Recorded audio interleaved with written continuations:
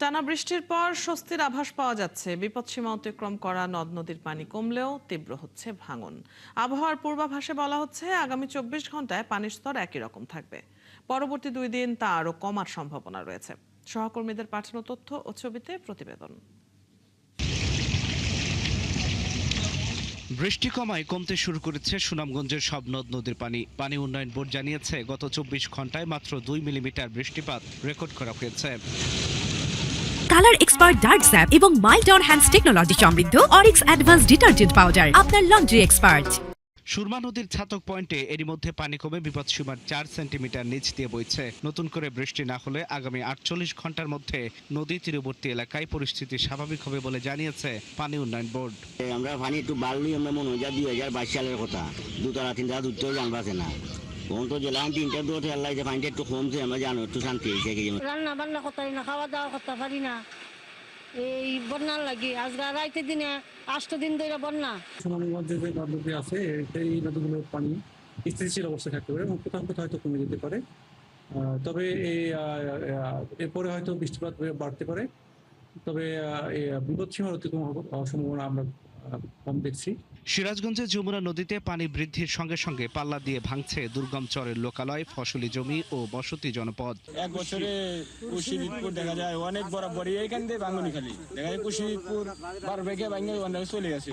এখন আমাদের বাড়িঘরও গেছে কত, আবার সামনে করছি এখানেও যাওয়ার সময় হলো। এই নদী কোনো শাসন এ যাবৎ পানি উন্নয়ন বোর্ড বা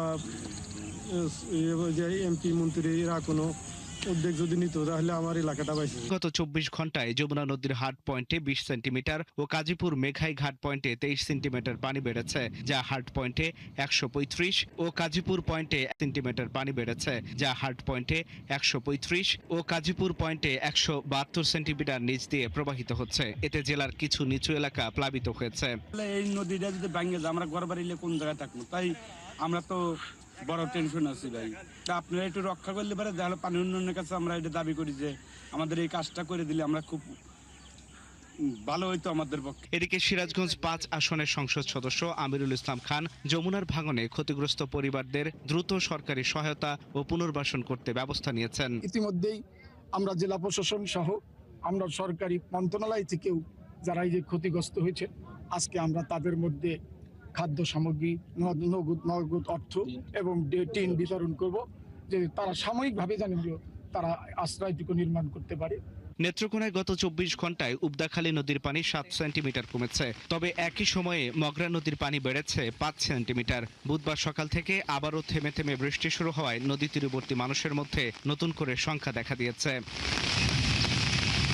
উবদাখালী নদীর পানি কিছুটা কমে স্বস্তি ফিরলেও বুধবার সকাল থেকে আবারও বৃষ্টি হওয়ায় সেই স্বস্তি অনেকটাই ম্লান হয়ে গেছে। আল ইমরান, 71।